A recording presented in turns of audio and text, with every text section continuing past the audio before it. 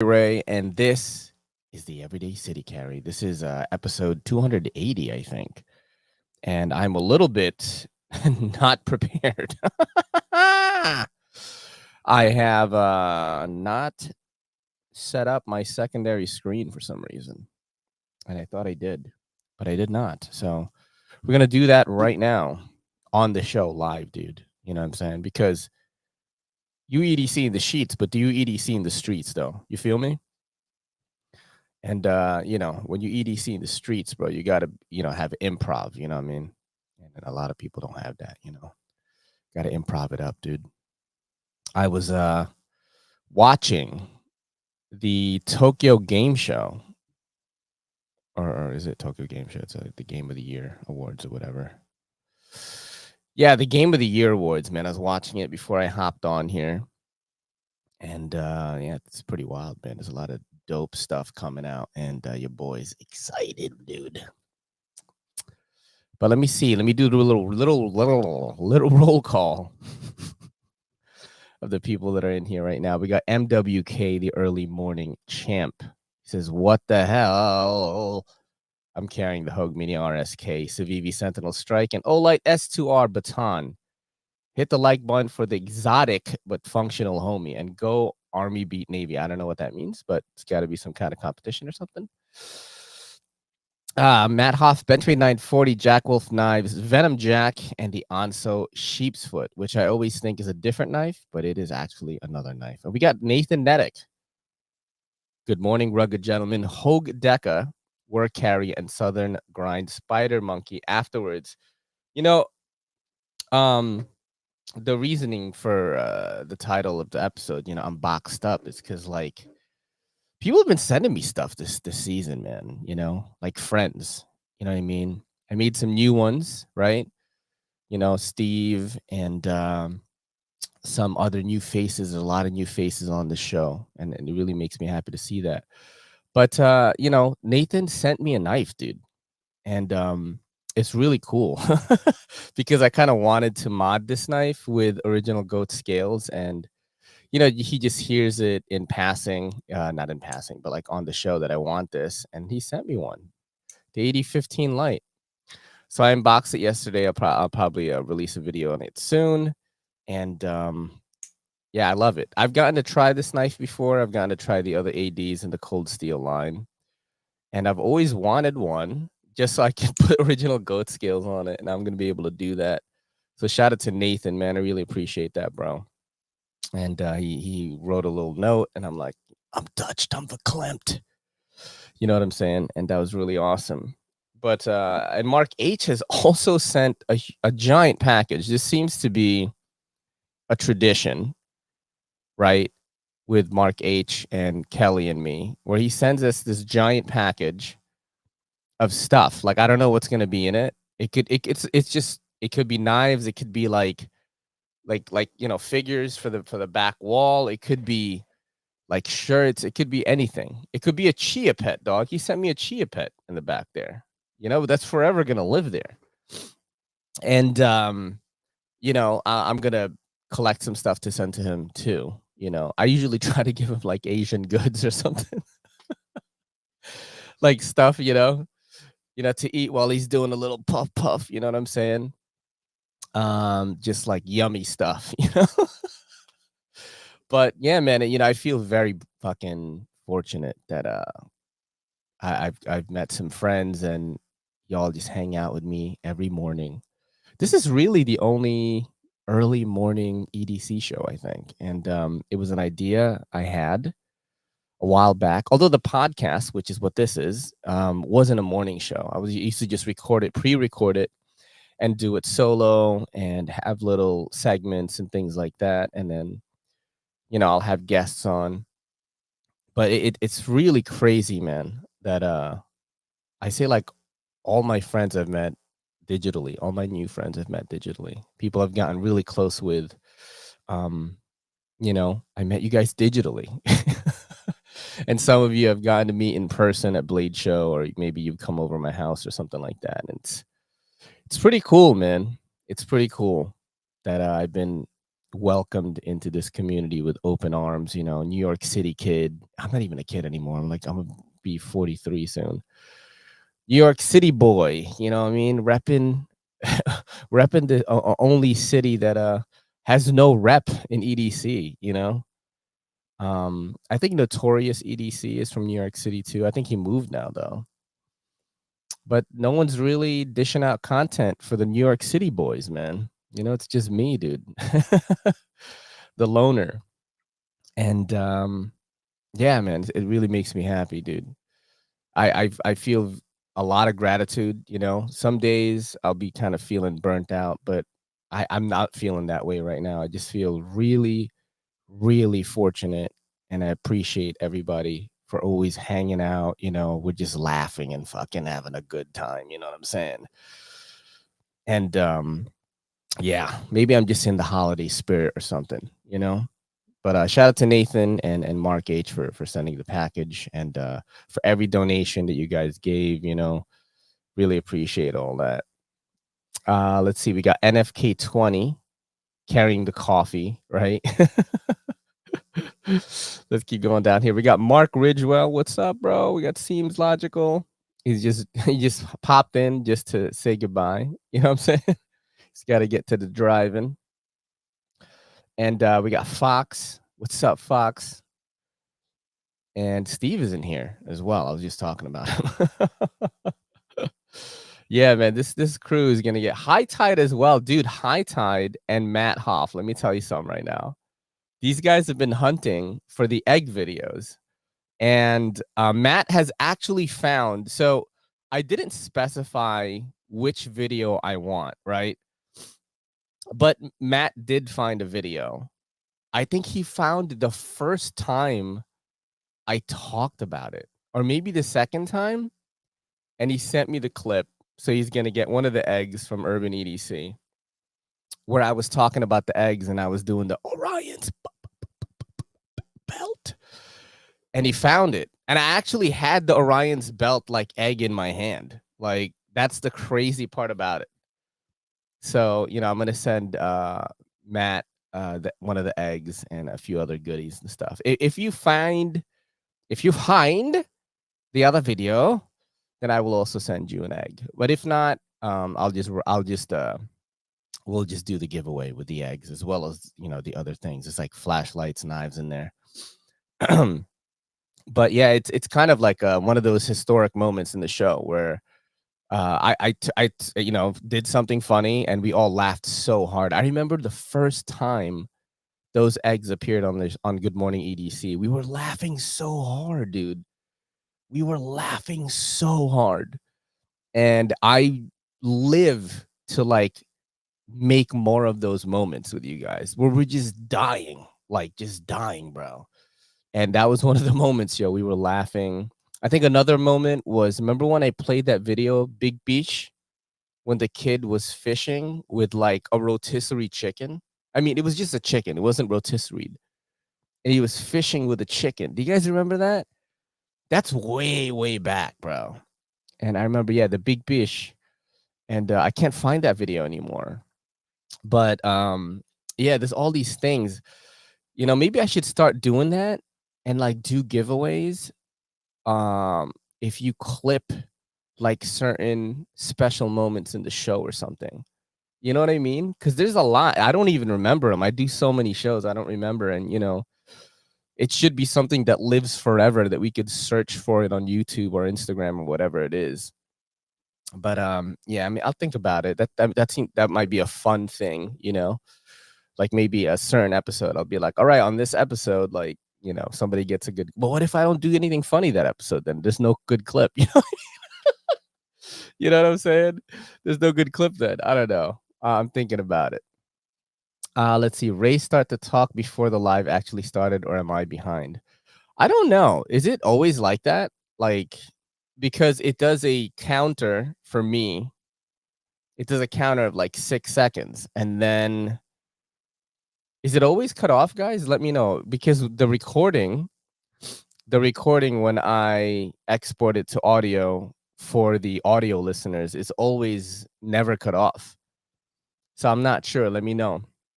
Your boy really getting to torches. What a rabbit hole, dude. Steve, man, dude, the torches are crazy, bro. You know what I mean? And you got to watch your boy Lefty, like if you want to get into the torch game, because he's into him, dude. He's pretty into him, at least in my eyes. I'm very casual when it comes to flashlights. Yeah, I call them torches too. Torch sounds so much cooler. Um, yeah, it's deep. It's deep, man. It's really, really deep.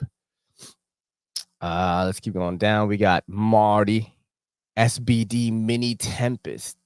Damn. CJRB Small Centros, designed by the dude Dylan Mallory. I love Dylan Mallory, man. He's such a cool dude. Gonna carry the Clydesdale to celebrate the drop today. Fire, dude. Bro, that knife is bigger than you. I agree with you, bro. This is a fire knife, I love this, man. I love this thing. I could carry this, I think. This is not 4-inch blade length. So technically, you could carry it in New York City, or I mean, it's all gray area, isn't it? What I'm actually carrying though, because when I'm home, and of course, drop a Charlie carrying in the chat. I'm carrying the new Kizer Drop Air, which has really, really nice fat carbon on it. It's called the Medusa pattern. It has black, blue. I think it has like some purple in it, green. Like it's really, really nice. And of course, with any drop air, I've used it already. Look at all the residue. With any drop air, it's just fidgety as possible, like right away. And you got the utilitarian look, so people don't know what it is. Kind of, you open it and they're like, that does not look like it's for killing, which is a plus in New York City, Although I would never whip that thing out, in New York City though. And I'm not talking about my ding dong, you know what I mean? I'm talking about my knife. I would never whip that thing out in public because I'm going to get tackled by the police and y'all are going to be watching the news and then I'll be dead in it. I'll be shot to death, and you guys will be really sad.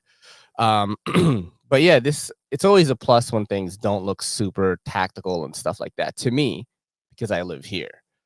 And also like it doesn't look super dorky. A lot of these knives that are more leaning towards like trying to look legal or not threatening. They look kind of, crappy. This looks like a submarine or something. I really like the utilitarian design, and of course the action is just some of the best. I think Kizer really knocked it out with the clutch lock, man. It's like you get a Benchmade and you don't know that you don't know how the action is gonna be. You just don't, bro. And then they're always like, you gotta break it in.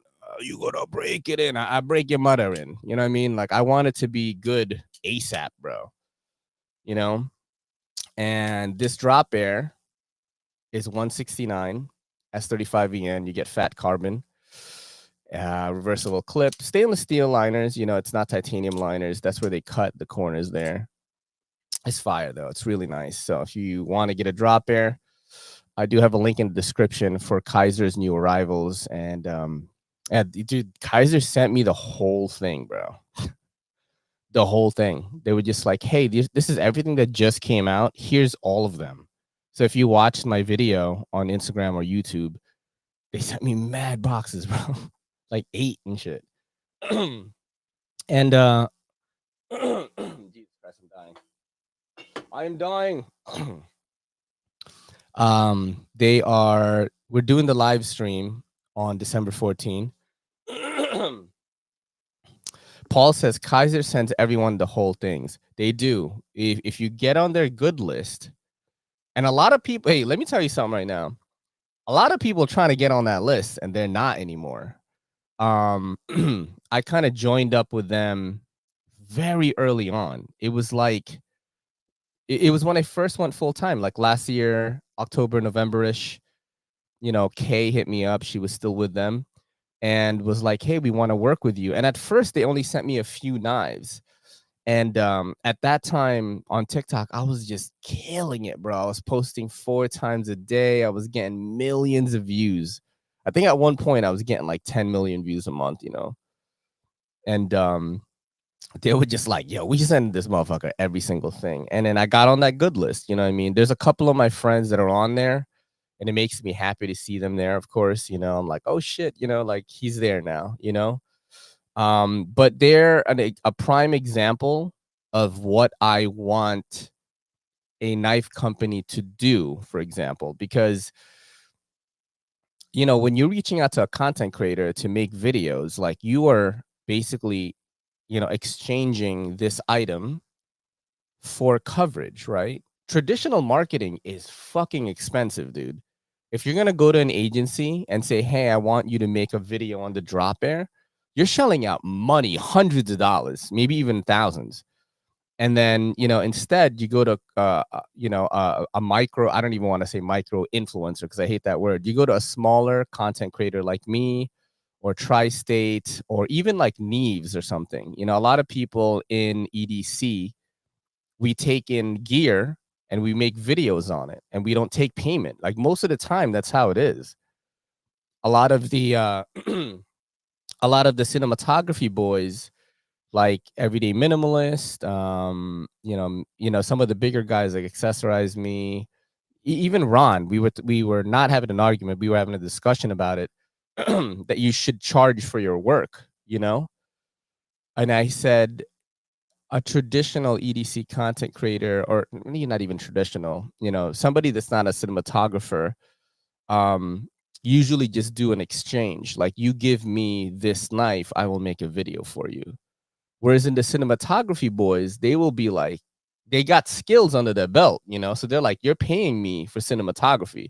So you send me the gear and you pay me, which is something that I feel like I can't do personally because like I don't have a lot of cinematic skills, or even if I do know how to script a story and you know, go outside and film all this dope shit. I've done it before. I don't do that on a general basis. You know what I mean? I make short form content. But the reason why I wanted to, you know, I was talking about Kizer is Kizer will send you their entire line or whatever knife it is, and they will tell you just make cool content. That's it, bro. That's it. That's why I make sure I make a video on every single knife individually. You know what I mean? That way they get coverage for every single thing. A lot of people will unbox the whole thing, make one video. I make many videos spread across many days. That's why, because I like that they do that. You know, they understand that this is an exchange of like, you get this, we get marketing. You know what I mean? And I really appreciate that.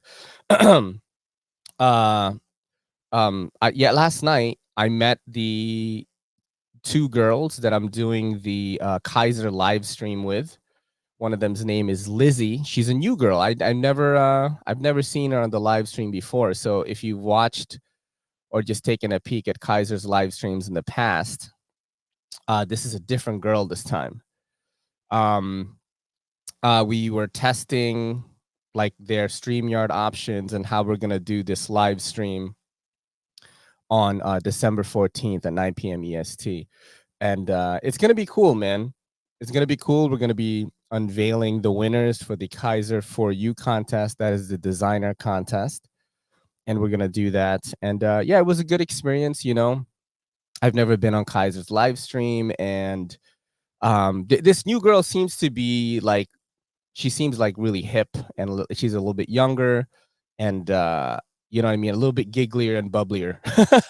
I know that Ian Coates was like, I don't watch Kizer's live stream because there's no personality in it. I think this girl is gonna bring a you know, breath of fresh air into the show because she seemed to be really like, she laughed a lot and giggled a lot and stuff. So I think it's gonna be different this time, you know. And then so I'll be on that show December 14th. There's a lot of cool things happening for Kizer actually in behind the scenes. Somebody hit me up about something. I can't talk about that yet, but you know, I do know some things that are happening that are cool. All right, let me keep going down with the roll call. I did a whole fucking 10 minutes on that just now, bro. Your boy is the best at rambling, bro. I can just kill time like no problem, dude. Let's keep going down here. Why don't I get any Asian munchies? Yo, Marty, you know what? Dude, I saw on your website that you guys don't have aluminum 8015 scales anymore. Do you have like just old ones, bro? That you can give me? I will exchange for the Asian munchies, bro. You know what I'm saying? I'll go to H Mart or Ranch 99 or something and hook you up, dude. Because like I'm looking at scales on the Original Goat website, and dude, the titaniums ones are 175. I was like, fuck, bro.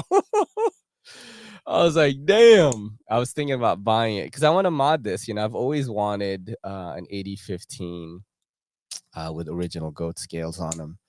And I mean, you know, we're gonna sell some, baby. Every time I make a Original Goat video, some stuff sells. So yeah, I was looking for the aluminum ones because I got a baby coming. I can't afford a 175 one. Knife 69 says, I still call you a kid, Ray. Definitely a kid at heart, man. You know, I'm a kid at heart, and that's never gonna change. I'm always gonna have young heart. If you guys watch Avatar, the new one, what is it called? The fucking something water, shape of water. Fuck, I forgot what it's called.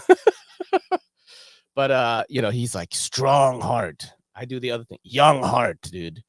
Gotta have a young heart. That's how you stay young, dude. We gotta rate a kid, says Steve. Hunting far and wide back in the archives. High Tide sent me a video of me talking about the eggs, but I didn't do the bit. I will accept any video where I do the Men in Black bit. I will accept it. There are two eggs left. You will get eggs as well as like other little swag things. You know what I mean? Yeah, I'm gonna get water, bro. I'm dying right now. Jesus. I'm gonna grab the wolf mug, dog. You know what I'm saying? I am dying right now.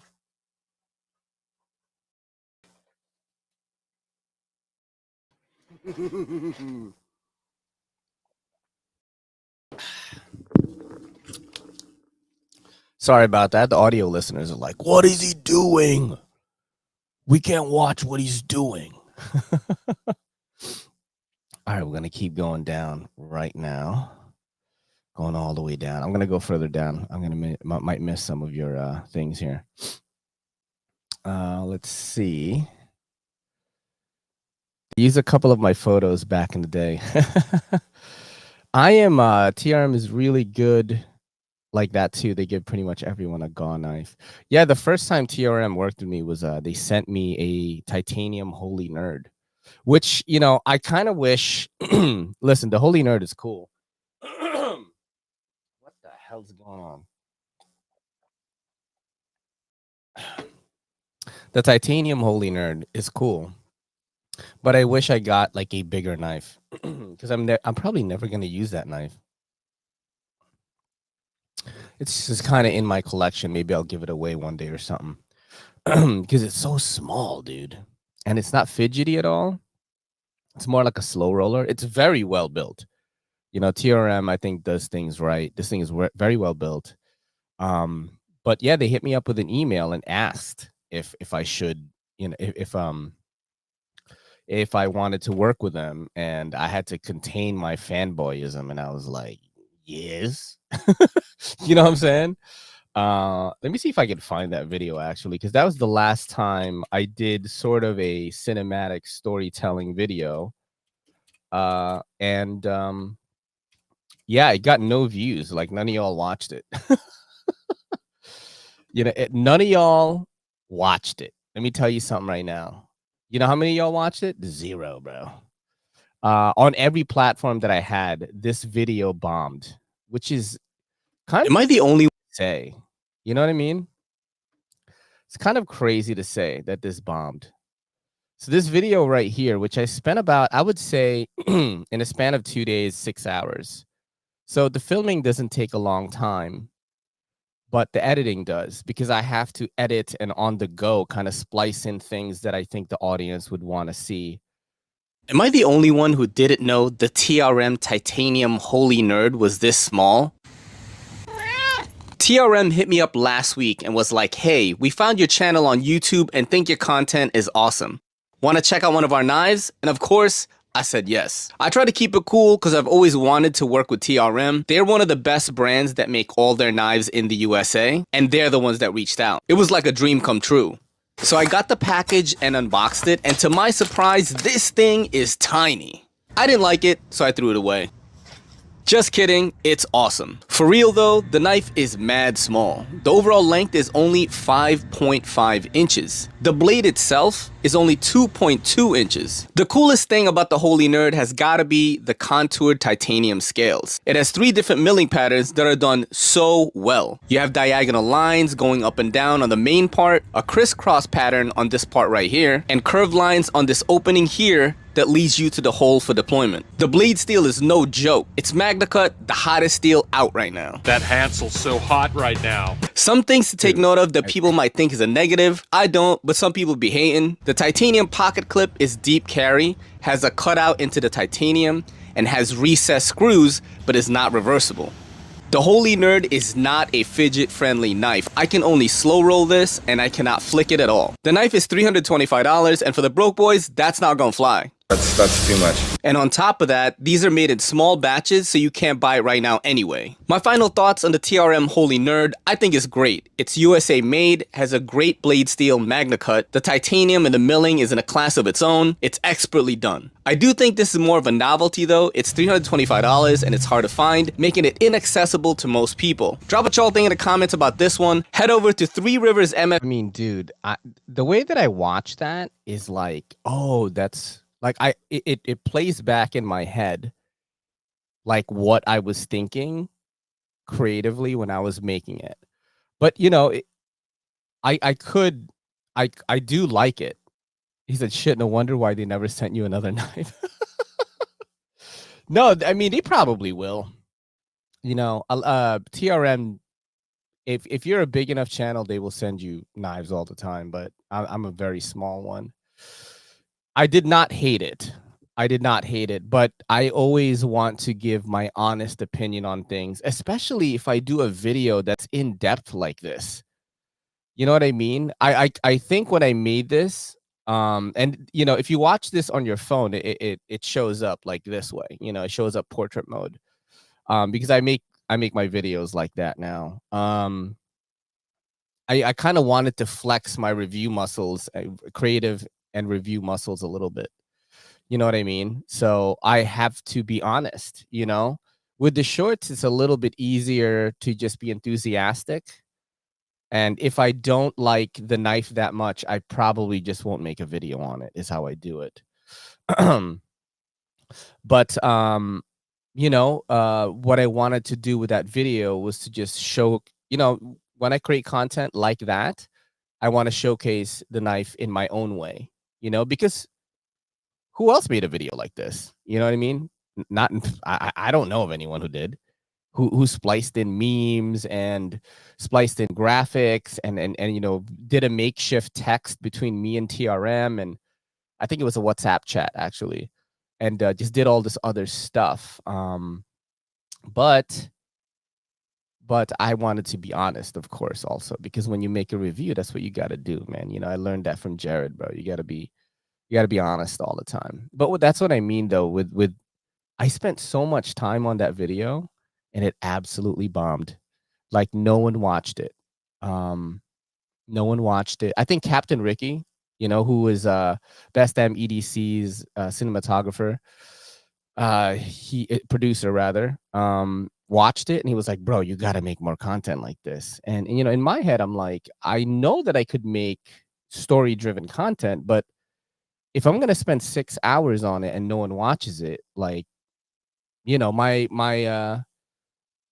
it's like my revenue goes down, you know, because this is my full-time gig, and I'm trying to save money for a baby, dude. So, you know, it's like spend 6 hours on a video that other content creators is going to think is fire, or Or don't do that and make an unboxing video, spend maybe 10 minutes, maybe less than 10 minutes on it. It goes viral. You know what I mean? So it's a little bit of a push and a pull there. You know what I mean? Speaking of going viral, bro, my boy is in the house right now. Matt, the silent golfer, millions of views on Instagram. You know what I mean? I was like, holy crap, bro. But yeah, that's just how it is, man. The content creation game. And yeah, that was that one time that TRM sent me a knife, and this was the last sort of story-driven video I've made. It's pretty recent. I would say it's within a couple of months. But yeah, dude, this titanium holy nerd, I do like it, but I do think it is a novelty, and it's not like you could get it anyway. It's sold out. TRM is one of those brands. You go on their website, everything's gone. Everything's gone. Yeah, see, Neve says the video is not the problem. The video is really good, Ray. It was a timing, title, or something else, which happens. Yeah, I totally agree with you on that. I know this is the wrong way to do it, and when it clicks for me, right? Because I think with creating content, there's always a thing that happens that clicks for you, right? And then you do that thing. And I definitely agree with Neves that it was either the title, it was the timing, nobody saw it at that time, because sometimes you do get lucky. And with creating content, you just have to put yourself in the position of being able to ride that success when it happens. So whenever a big video comes out for you, you better make a bunch of fucking videos at that time, because people are watching your shit, So I'm not really complaining about it. I'm just kind of doing what works for me right now, which is that, then you got to factor in, dude, man, I'm so glad that you guys listen to me when I talk about this stuff, because you're the only people that I can talk to about it. You know what I'm saying? Like this content creation game is crazy, because I also have to factor in, like, okay, I got to spend time with my wife. So I got to make sure that I'm not in content creating mode at X time. You know what I mean? Because, like, my wife's pregnant, got to give her time. And then I got to think about, like, oh man, how am I going to, and then I got to do fitness too. Like, I got to fit fitness in there. And I'm sure Jared understands this plight as well, because you know what? I'm putting time into fitness every day. You know what I mean? 4 times a week I'm lifting, but the other days I might be doing just normal things, just normal things like, just doing some push-ups just to warm up for the day, or doing some body weight squats. Those are like the lighter days. That's what I'll do. Or maybe taking a walk outside, just things like that. But that also takes time. And then creating content is like a fucking 24-hour gig, bro. We have to know how to turn it off sometimes. And it's very hard. It's very hard to turn it off. I know Jared feels the same way. It's like, so it's like you have all these things revolving in your life, and like creating content is at the center of it. And you have to kind of like do these other things. Like, I want to stay fit. I don't want to, lose all that. And then I got to, spend time with my wife or my girl or whatever. Then I got to do this. And then it just becomes the whole thing, man.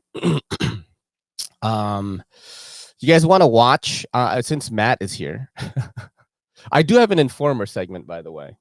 I have one informer segment right now, but since Matt is here, I'm gonna let's watch Matt's viral video on Instagram right now. And dude, Matt, it's so funny that this thing went stupid viral, bro. I don't even know anyone else. I don't know anyone else that has a video that's gone this viral, like out of all my like EDC-ish friends. This thing is dummy viral, bro. Like dummy viral. Like, I'm talking millions on Instagram too. And it's this one right here, made me laugh so hard. Where is it? Where is it right now? I'm looking for it. It's so fucking funny, dude. It's so funny. Like 7.1 million views, bro. What the, bro? What's going on right now? Look at this one, 3.4 mil. Son.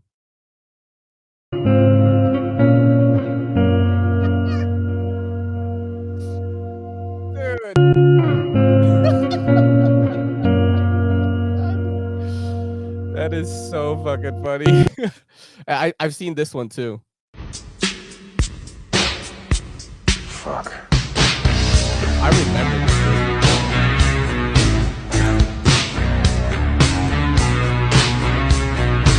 Holy shit, dude. I mean, I'm not gonna lie, yo. Like, I think Matt is like a sleeper fucking content creator, bro. Like, he is really, I mean, look at all this content. And it's all like different things. Sometimes he'll talk about his wife. Like, in my opinion, Matt is setting himself up to be larger than the brand, than the content creators that he contacts for Urban EDC. He has potentially like a bigger success, like mountain or something, than us, because EDC is niche. This is like Matt content. You know what I mean? But what is this? He just has so much shit, dude. But definitely check him out on TikTok as well. He's doing well on there. But yeah, I think Matt is like a sleeper content creator, bro. He knows what he's doing. Like, he pays attention to the trends. He's doing the text. He's doing like, son. I'm telling you, Matt. If you keep you've been really hitting it hard. I think for like the back half of this year. If you keep doing it, bro, you're going to be massive, because you're creating content in the way that the consumers are paying attention to right now. You know what I'm saying? It's more widespread. So more people are watching it because it's not just knife related or golf related. It's kind of like lifestyle kind of, if that makes sense, and also like comedy and stuff like that. So just keep doing that shit, dude, because maybe I'll be on your team. You know what I mean? It's I always said that, like, if I become a huge YouTuber or content creator, I'm gonna steal Matt away from Urban EDC. But maybe I'll be on your team, bro. You know what I mean? Maybe I'll be the editor. But yeah, he makes fire content. Let's do the Informer segment right now. I do have one. And this went dummy viral last week. Not, I wouldn't say viral, but this definitely was making its rounds. So much so that I was on my EDC collab group chat, and Melissa Backwoods, out of all people, sent this video to our chat, dude. And I was like, oh shit, like, this is a big thing. And yeah, this is gonna be this week's Informer segment. Informer, you know, say that I'm a stormy, I go blam. I like you bum bum down. So a lot of people remember the spine whacking controversy with Vosteed Knives and a bunch of other brands, and people were just whacking their spines so hard, yo. And once again, a creator that has been in the audience of this show has discovered some more spine whacking, lock failures of some pretty prominent, like, very beloved knives. And it's pretty wild. Like, so this video right now is from G-Ball Vision, who's a fellow content creator. Check out his stuff. What I have to say about G-Ball Vision is, when I go on his page, it feels like this is, he does topics that were done kind of in the past. I don't know if that makes sense. I remember he did a video that, like, knives that people don't talk about anymore, things like that. I mean, this is his page right here. Definitely a good content creator, knows his thumbnails, is doing everything right, is consistent. But the video that I want to talk about is the spine whacking one, which is right here. So it says, lock failures, unbelievable high profile knives have failing locks. I don't think I explained, like, the way that, how I feel about his channel. It's kind of like the way JT did it, or the way, like, JT's Knife Life. I mean, I don't even know if you know who that is. But I do like his content a lot, and I do respect him as a content creator. He's been on the channel before, like, talking it up in the chat room, so I always appreciate that. Oh shit, I'm not even subscribed to him. I better do that right now. Boop. I don't watch knife content. You guys know that. So let's play this. Let's go to Ooh, enhanced bitrate. All right, let's do that one. And so this is lock failures. Unbelievable high-profile knives have failing locks, and then it has like the fucking caution shit. Look at that. What is happening, everyone? Welcome to G-Ball Vision. Today, we are going to be covering lock failures. And it was brought to my attention a few days ago by a good buddy that his frame lock Brass Brigade gripper was failing some downward force on the spine of the blade. And it was basically closing the blade up with just very minimal force, just like you see there. And I thought, there's no way that that knife is doing that, and if it is, it has to be a one-off. A thick frame lock like so, like you see here, you would think this is going to be very durable, very strong. You know, you would have to snap the blade before that lock is going to fail, or you would have to bust some internals before that lock would fail. So I got mine out and I tested it, and of course it failed. And that is so wild. Like, how does that happen? So I do have some feelings about this spine whacking thing. I've already mentioned it the last time this spine whacking controversy happened. And I do have sort of a rebuttal, to it. Rawhead says you have to bust. But he does test a lot of knives in here, and some of these knives I really like. I started to go through some other knives. See some other lock, knives. which is basically a reverse liner lock with a stop pin in there, and a knife like this, it does not fail. And that's about the farthest I'm going to take. Definitely thinner on the frame lock, and this is the Migron Pagos 2. Now, I've tested some of these, and some of them are passing, and some of them are failing. As you can see here, this one is passing. Now, why is it that this thinner? There's just lot of stuff. The reason a lot of people, so it was my assumption, and that is my fault. So knives, I'm not going to watch the whole thing because it's fucking 28 minutes long. But knives like the Voodoo and shit, like, failed, bro. Just crazy. And I know Mark Ridgewell was in here, and he was like, I'm so sad my Voodoo failed the lock test. And so did the Relative from EMP EDC, which I love the Relative, dude. But I think a buddy of mine has, said this in a video, very beloved person. I'm sure Steve is going to agree here. Very beloved connoisseur of knives, Lefty EDC, has already mentioned, has already talked about this video and stuff. And, sometimes I feel like my friends say it better. So I don't even like talk about it really anymore. I just kind of like show their video and you let them do the talking, because this is one of those technical things that someone like me, a casual collector, of EDC gear, should have even any say, because I don't, let me just make it clear here, like, because I don't fucking care about it, because I'm not going to spine whack the shit out of my knives, dude. You know what I'm saying? I am very honest with my usage. I'm not a guy that works on my house. I am not a guy that's going out in the yard. I cut boxes. I cut paper, tape, maybe some rope, some string, maybe. Maybe I cut off a tag from a shirt, right?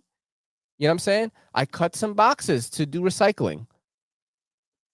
And I flick them open and I make content on it. That is about the extent of usage that I have for all my knives. And let me tell you something right now. Most of you motherfuckers do the same shit too. You know what I mean? There are people that hard use their knives, that use their knives for work and do these, sort of like tasks that you got to make sure you have, a solid fucking knife. You know what I mean? But most of you fucking just like me, dude. You know what I'm saying? Most of you are just like me, and you just out there chilling. You just collect dope shit because your life is dope and you collect dope shit. That's what it is, bro. But yeah, Lefty said this, and I really like this video. I always go back to this. Whenever this spine whacking controversy happens, I always just play this video. Just to follow up here, I've done some testing. And yes, it fails if I whack the shit out of it right about here, right with it locked up. Now, if I open the knife, I'm going to wrap the blade up to be safe. And I put pressure down like this. Look at how much pressure he's doesn't putting on there. budge. I mean, it doesn't even. So I'm in a group chat. We're all talking about this, and Rochambeau EDC was saying it's impact related. So you have to be whacking the shit out of it for it to fail. But if you're just cutting and you have pressure on the back, it doesn't. At least this one and some of the other ones we've tested. So I don't know. It's a very interesting thing, but there you go. Yes. All right, just to follow up Jesus here. Christ, Lefty. Yeah, I mean, so you have to be really. I don't know any time in my usage of my pocket knives that I am going to produce an impact related thing that will, make the thing fail, the lock. I don't think I have any, at least for me, right? This is a pretty casual user. And I think most people that are collecting, or especially people that watch the channel, are casual. So why should I give a fuck? You know what I mean? like why should I? Because the knife is not meant to be used in that way. You know what I mean? Of course, people can have a different opinion, and that's totally fine. Maybe they should test for it. I know there was another time that this happened, and that was with Transparent Knives. Shout out to fucking Transparent Knives, dude, who's always covering to the juicy gossip, bro. He was talking about Holt, how his Holt, I think it was the Spectre that failed. Multiple Holt Spectres failed. And that is a knife that is not cheap. And Holt was like, we do not test for that. And I'm just like, huh. It just made me think. I'm like, do they not test for it because it is just not something that is going to occur, because you're not supposed to use it in that way? So it just made me think a little bit. Of course, like, I could be wrong. I never claim to be an expert on these things. I only speak about how I would use it. And how I would use it, that doesn't affect me at all. Like, to be honest, like, how I would use my knives, like fucking blade steel, heat treat, blade geometry, doesn't matter as much, dude. You know what I mean? Unless you are like literally like using this thing day in and day out, which I've never claimed to be that. Those things are not going to matter that much for you. You know what I'm saying? It's just not. So it definitely made me think a little bit. I'm like, oh man, people are spine whacking again, whacking the shit out of their knives. Oh, Neves just said something here. I always let my buddies do the talking for me. They're a lot better. The reason for that is there is friction on the lock bar. Rapid smack doesn't give it time to create friction. That is so fucking smart, dude. You know what I'm saying, dude? I know that sometimes I will get comments like, you should talk about this and you should talk about that. And like, I will be like, hey, go watch Neves or Metal Complex or something. Like, I've literally done that in my comment section and put like links, I think. Because, my friends say it better than me, and I'm a casual user. Why should I have, any like, why should I pretend to be an expert at all, bro? I'm an expert in the way that I use my stuff, Okay, we already mentioned that. And then he says, keep the lock face clean, dry, etc. You can add a little more friction. That helps in many cases with a couple of hits with sandpaper on the lock face. See, that's who you should listen to, talk about it. Somebody who is like fucking sharpening day in and day out, taking knives apart all the time. Like, there are channels that do that way better than me. So Let's see what y'all have to say about it, though. This is a very interesting topic, and I want to see how divided we are. You know what I mean on this. I want to see how divided we are. It's not something the OEMs test for. Shrug, says Marty. Right? Seriously, who spine whacks a knife? Anyone here tested their knives this way? I don't. These people never owned a hammer growing up. Seems normal to me. I use my knives to drive nails all the time, and I use my hammers to open boxes. Nothing wrong here. I tapped my Altus on the desk just because I heard they had issues in the past, but it was fine. Let's keep going now. That's most of my usage. Yeah, most people are just doing what I do. And I think this is where the functional crowd, in our community versus the casual crowd kind of have a tuss up a little bit. Is like, most people that watch this channel and most people that, that really fuck with me and like what I'm doing, we're collectors. You know what I mean? We like to collect the stuff. We like to open our vault cases or our Pelican cases, or in my case, the poor man's Pelican case, the Apache case, right? We like to open it, see a bunch of knives in it, and we're like, which one are we going to use today? Then we take it out, we put the knife in our pocket, we barely use it, maybe flip it a couple of times, and then, somewhere throughout the day, you're like flipping your knife, and you're like, damn, I wish I brought out this knife today. Then the next day, you do the same thing. You open that case, select the knife that you thought about the day before, you put that one in your pocket, and then you do it again. That's really my experience with knives on a day-to-day. And I promote that kind of, I promote that way of doing this hobby, of being passionate in this hobby as well. It's like I'm collecting gear the way I collect sneakers and Funko Pop and comics, whatever it is. I collect it in the same way. I don't look at functionality as much. You know what I mean? Of course, I want it to function well. The general things like, is the action good? Is the lockup good? Does it feel good in my hand? Is what I'm paying for it, proper? Does it match the material? Do the materials match the price? I think about those things as well, but to go beyond that is to go to a realm that I don't think I'm a part of. You know what I'm saying? If I want to go explore those things, I'll watch Knives, I'll watch Metal Complex, or whichever one of my buddies who does thorough research, maybe Stasa, who's done a video on that knife. That's when I would go to that. But most of the time, I don't do that. Oh, this knife looks sick, dude, and the materials are dope. I'm gonna pick it up. That's pretty much how I go about it. Drop in the chat if you feel the same way. That's really how I go about like buying a new knife. Let's keep going down and see what y'all are saying. Granted, I also own a knife that I could totally get to fail with like no effort, but it's a Brad Zinker custom. It weighs nothing and the lock bar is thinner than most cardboard. Holy shit. How much did that cost, Marty? That must have cost a pretty penny, dude. Let's keep going down. I love danger. I love danger. What the fuck? Holy shit. That's so fucking funny.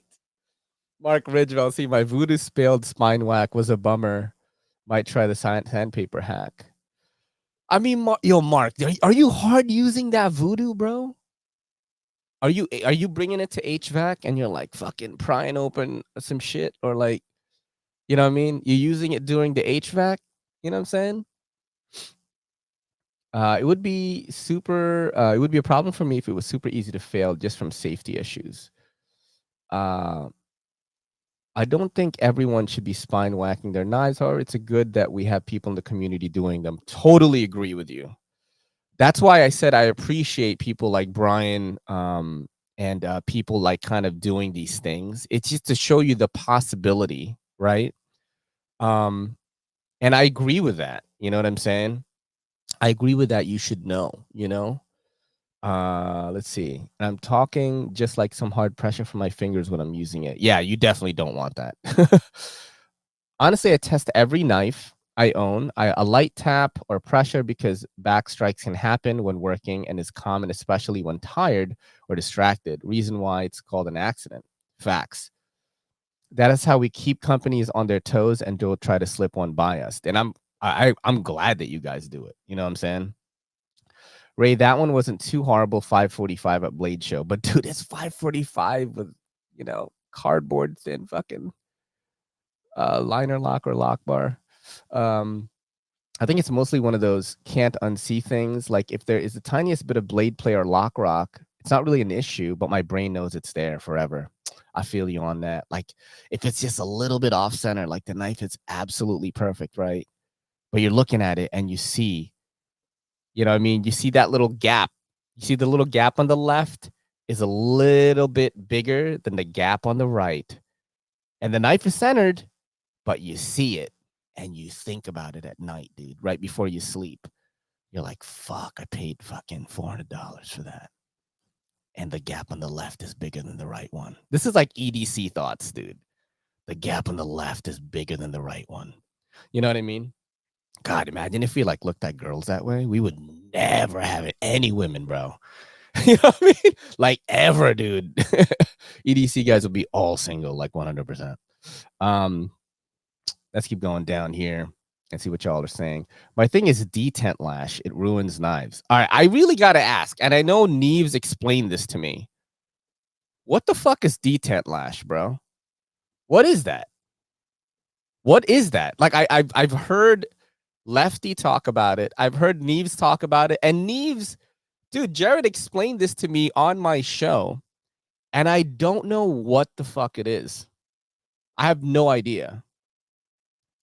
She was cool, but she had a weak detent. I don't know what it is. You know, I'm going to look. Let's Google it. Let's see what Google has to say about it, right?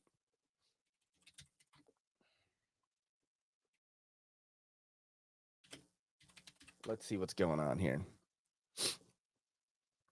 I'm trying to figure out what it is. I'm trying to. There's no proper definition for it. So it's not a big enough thing yet that people have created, like, you know, it hasn't ended up on Wiki. You know what I'm saying? All right, let's see what y'all have to say, okay? When the knife is closed, it has movement. The detent is not holding the blade firmly in the handle. What do you mean by movement? Like, is this movement? Is that movement right there? Is that it? You see this? Is that movement? Or is it side to side? How am I supposed to test for it? Because every knife that I go like this, it usually happens. Like most knives. All right? Let me know. Usually see it as a jerk back reaction when your hand is pierced, hitting something, electrical shock, stung, etc. Yeah, detent lash is the scariest and just make a knife feel cheap. Detent lash is where there's room between the detent ball and the outer edges of the detent hole. You can feel the blade taking up a little bit of slop when it moves, causing a click. The detent ball doesn't sit in the hole properly. The blade wiggles when closed. Detent lash is when the knife is closed, but the blade has a little movement. Very simple. No, because that is a crossbar lock. Okay, so does it have to be? Let's get another one. How about a liner lock? All right, let's do a liner lock. So this is the. Oh, this one doesn't really have it. You're right. It's like very minimal. I have to really pull on it. So it's only for. It's only for. What, liner locks and frame locks or something? I'm learning so much right now, dude. This is the only show where like my audience teaches me, bro. I do it the opposite way. You know what I mean? The way you're doing it, but with a frame lock or liner lock. Okay, so the Kobold 2 doesn't have it then, because I have to really, really pull it for something to happen, and there's no side to side. It's got to be just back and forth then. I don't really feel anything. This is a dope knife, by the way, the Kobold 2. You can grab it at the link in my bio. This is the Null Knives. This doesn't have it. It just comes out if I do it. But there's no... Okay, I get it now. I understand it. Let's do it with a growler. So with the growler, Nah, not really. I have to like really do it. Interesting. How about the TARDIS? This one is good too. Okay, I get it. I get it now. I get it now, dude. I get it now. You guys are the shit, bro. You guys are the shit, dude. Other locks can have it, but some locks don't matter because they are under spring tension. See, here's the difference, right? And this is why I'm gonna tell you. This is why Jared is the GOAT, right? And I'm gonna give you an example. The way that he is explaining it to me, even though like your responses in the audience were so funny, I loved it, you know, because I'm really an idiot when it comes to the technical stuff of knives. And I'm just very fortunate that I am in this seat that I'm able to create content on all this stuff. This is why Jared is the GOAT, okay? Because the way that he explained this to me is like there was no taunting behind it. And it's not just because I'm his friend. It's not just because of that. Because I remember there was one time I was on my old TikTok that was banned. And I was showing my ZT-0456. And this guy was like, that knife, the edge is like trash, like it's not finished or something. It's not polished. And I'm going to show it to you guys right now because this is a Knives Knives special right here, dog. So the way that Jared explains things, so check it out right here. This is the edge of the CT-0456. And it's not a polished edge. He left it like this. It'll have a little bit more bite, which works better with the steel. And I wanted to do a response video to it. And Jared creates this video, right? And he talks about it. He talks about the properties of the steel and how he sharpened it and the reason why he left it that way. And then the way that he talked about it, there was no malicious intent or any taunting whatsoever. He was explaining it as if he was like teaching someone in a class.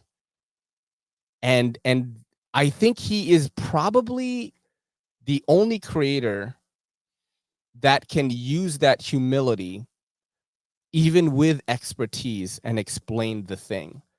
You know what I mean? It's like similar to when the Liang Ma stuff happened and Jared did a rebuttal kind of video, and like the way that he did it had so much class. You know what I'm saying? And I think that's what sets him apart from other creators is he's trying to teach from experience without taunting, which is like more common. It's actually everyone does it. I fucking do it. You know, it's more common in this field. And I think Jared does it a different way. And you know, this thing he did in the chat is like a perfect example of it. He was teaching me in a way where like I definitely did a stupid thing. But like he, you know, I learned here. You know what I'm saying? I definitely learned here. Thank you guys so much for doing that because I've always wanted to know. Always wanted to know, dude. Like always wanted to know what the fuck it was. Everyone talks about it, and now I understand. Technically every blade is fully serrated. Thank you so much, guys, for this morning. It was absolutely awesome. It's always fun when we have one of the homies, Neves, is on it. And I love when I learn from you guys because I think you go a step beyond from what I do. And I always appreciate that. And you guys are always patient with me. You know what I mean? And dude, I learned something now. The detail lash, dude. You know what I mean? But yeah, I had to actually head to an exam.